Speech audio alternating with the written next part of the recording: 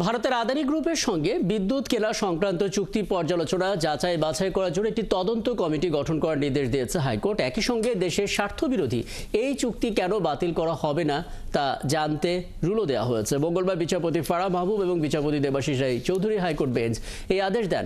রিটকারী আইনজীবী হাইকোর্টে শুনানিতে বলেছেন, এই চুক্তিতে বাংলাদেশের কোনো স্বার্থ রক্ষা করা হয়নি, আদানি স্বার্থ দেখা হয়েছে। পরে হাইকোর্ট এই চুক্তির সব নথি 1 মাসের মধ্যে দাখিল করার নির্দেশ দেয়। 1 মাসের মধ্যে একটি বিশেষজ্ঞ কমিটি গঠন করে 2 মাসের মধ্যে প্রতিবেদন হাইকোর্টে দাখিল করতে নির্দেশ দিয়েছেন। দেশের স্বার্থেই আদানি চুক্তি পর্যালোচনা করা দরকার বলে মন্তব্য করেছে হাইকোর্ট।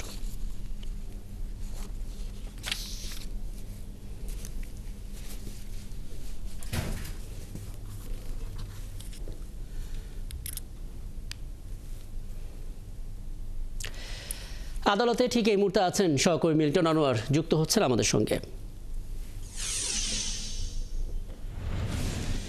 মিল্টন, দুটো বিষয় আপনার কাছে জানতে চাই। প্রথমত, আদানি চুক্তির ইস্যু নিয়ে আদালত কি বলেছে এবং আইনজীবীরা তো বলেছেন যে আসলে বাংলাদেশের স্বার্থ রক্ষা করা হয়নি, কোথায় রক্ষা করা হয়নি সেই ব্যাপারটি স্পষ্ট করেছেন কিনা। এবং দ্বিতীয় বিষয় যেটা জানতে চাই, যে ইন্টারিম গভর্নমেন্ট আছেন, অন্তর্বর্তী সরকার, সে অন্তর্বর্তী সরকারের শপথের বৈধতা চ্যালেঞ্জ করে হাইকোর্টে রিট হয়েছে, এ বিষয়ে কোনো তথ্য আপনার কাছে আছে কিনা মিল্টন?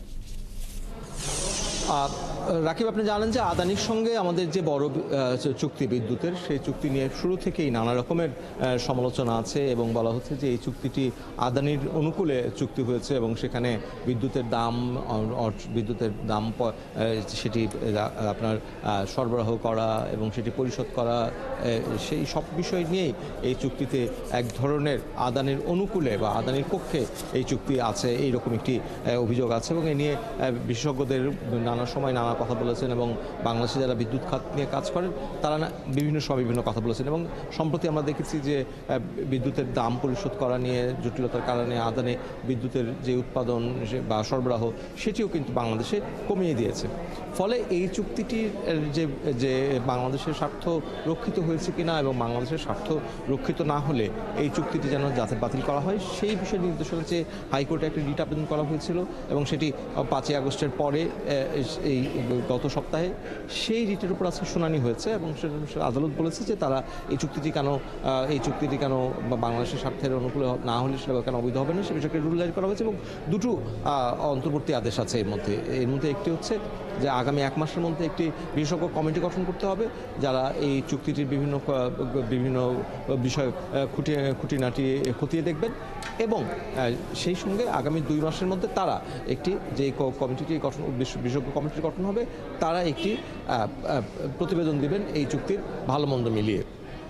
আর তত্ত্বাবধায়ক সরকার সম্পর্কে বা অন্তর্বর্তীকালীন সরকার সম্পর্কে তার বৈধতা চ্যালেঞ্জ করে যে রিট আবেদনটি করা হয়েছে সেটি করেছেন মহসিন রশিদ, সুপ্রিম কোর্টের সিনিয়র আইনজীবী, এবং একই সঙ্গে তিনি বাংলাদেশের যেই মুসলিম লীগ যে দলটি আছে সেই দলটির তিনি দায়িত্বপ্রাপ্ত চেয়ারম্যান।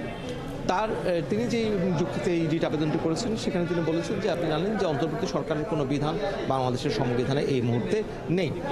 কিন্তু তারপরে অন্তর্বর্তী সরকার শপথ নিয়েছেন এবং শপথ নেওয়ার আগে তারা জানিয়েছেন যে সুপ্রিম কোর্টের আপিল বিভাগ এই বিষয়ে তাদের একটি মতামত দিয়েছে এবং সুপ্রিম কোর্টের আপিল বিভাগ সংবিধানের 106 অনুচ্ছেদের আলোকে একটি মতামত দিয়েছেন। মহসিন রশিদ সেই মতামতের বৈধতা এবং তার সত্যতা নিয়ে প্রশ্ন তুলে এই রিট আবেদনটি করেছেন এবং তিনি বলেছেন যে যেই সুপ্রিম কোর্ট যেই রীতিতে আদেশ দেন, আদেশের যেই অনুলিপি তার কাছে আছে সেই অনুলিপিতে সেই রকম কোনো আদেশ, এটি সুপ্রিম কোর্টের আদেশ বলে তার কাছে প্রতীয়মান হয় নাই। তিনি মনে করছেন যে এটি সরকারের সচিবদের একটি কাজ এবং এইখানে আদালতের যেই আদেশ বলে যেটিকে প্রচার করা হচ্ছে এর মধ্যে কোথাও ফাঁকি আছে এবং তিনি এই ফাঁকিটি আদৌ হয়েছে কিনা এবং এর আগে তিনি এই বিষয়ে সাবেক প্রধান বিচারপতির কাছে জানতে চেয়েছিলেন কিন্তু সাবেক প্রধান বিচারপতি জানাননি। এই বুঝতে পারছি, এই জায়গাটা আসলে আরেকটু স্পষ্ট করা হয়েছে। মিল্টন, অনেক ধন্যবাদ এবং আপনার প্রতিবেদনে হয়তো আমরা আরও বিস্তারিত জানতে পারবো। আমাদের সঙ্গে আদালত থেকে যুক্ত হয়েছিলেন সহকর্মী মিল্টন আনোয়ার।